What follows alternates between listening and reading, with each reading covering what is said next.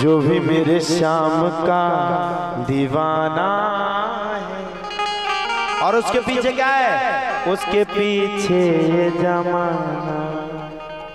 बोलो वृंदावन में हरि लाल की जय। तो भगवान कभी गोपियों को सताते, कभी गोपियां भगवान को सताती। परस्पर भगवान का प्रेम चला और परस्पर प्रेम चलने के बाद अब तो महाराज धीरे धीरे करके भगवान बड़े हो गए। जब भगवान बड़े हुए तो क्योंकि भगवान का अब समय मथुरापुरी की ओर हो रहा है, शरद पूर्णिमा की रात्रि पर भगवान ने बड़ी सुंदर बांसुरी बजाई। अभी शरद पूर्णिमा निकल गई। कौन कौन व्रत था शरद पूर्णिमा पे? एक पति को, एक सती को लड़ुआ हो, जो एक पंडित जी को भी हो। शरद पूर्णिमा की रात्रि पर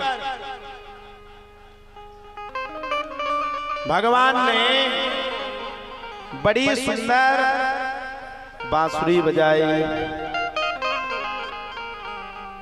जब भगवान ने शरद पूर्णिमा की रात्रि पर बड़ी सुंदर बांसुरी बजाई तो बांसुरी की धुन को सुनकर के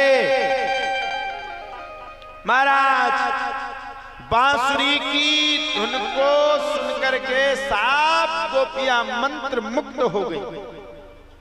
अब महाराज सबरी गोपियां भगवान की जब बांसुरी को सुना तो सबरी गोपियां प्रसन्न हो गई। कोई भोजन बना रही थी, भोजन को छोड़ गई। कोई स्नान कर रही थी, भगवान के पास पहुंच गई। कोई गोपी सो रही थी, सोते समय भी भगवान के पास पहुंच गई। घर वालों ने पकड़ करके बांध दिया। तन से नहीं पहुंची तो मन से भगवान के सामने पहुंच गई। सब गोपियां जब सबरी इकट्ठी हो गई, भगवान ने सबरी गोपियों से पूछा, अरे गोपी किस प्रकार से तुम्हारा आगमन हुआ है? अच्छा, रात्रि के समय में लकड़ियां तोड़ने के लिए आए होंगे, लकड़ियां लेने के लिए आए होंगे। अब भी भगवान गोपियों के मन के भाव को परख रहे। क्यों? जैसा कि मैंने आप सभी को पहले ही बताया, भगवान क्यों परख रहे? बोले निर्मल मन जन सो मोहि पावा, मोहि कपट छल छिद्र ना भावा।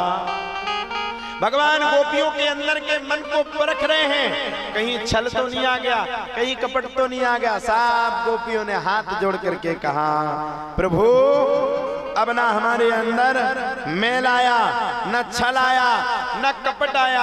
अब तो ऐसी कृपा कर दो मेरे दीनानाथ, मेरे कृपानाथ, मेरे कृपा निधि, ऐसी कृपा कर दो कि अब तो बस और बस मुझे आपके ही सुंदर दिव्य और भव्य दर्शन ही हो जावे।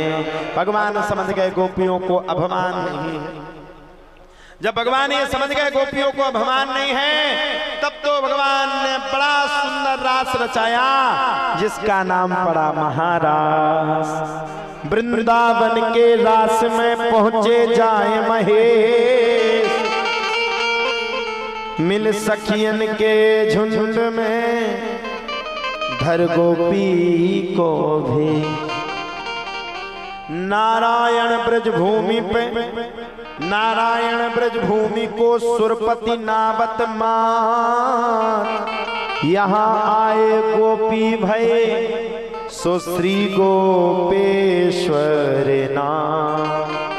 शंकर जी भी जिद पकड़ गए, भैया हमें तो रास में जाना, रास में जाना, हम तो रास रचाएंगे, हम तो रास रचाएंगे, हम तो रास रचाएंगे। पार्वती बोली, सुनो वहां पर पुरुषों की एंट्री नहीं है, सिर्फ स्त्रियां ही जा सकती हैं। अरे बोले महाराज ऐसा नहीं हो सकता, मैं तो रास में जाऊंगा। बोले बाबा चल पड़े रास में। रास में पहले ही लिखा था पुरुषों का आना वर्जित है। सेवादारों ने भोले बाबा को भगा दिया, भागो यहाँ से, मरे हुए मुर्दे की भस्म लपेटे बैठे हो, सांप को साथ में लिए, भाग जाओ यहाँ से। भोले बाबा को बड़ा बुरा लगा। अब की बार भोले बाबा ने कहा, अब की बार नहीं पकड़ेंगे। अब तो भगवान ने गोपी का भेष धरना शुरू कर दिया। और जब भोले बाबा ने भेष रखना शुरू किया तो बड़ी सुंदर गोपी बन गए भोले बाबा।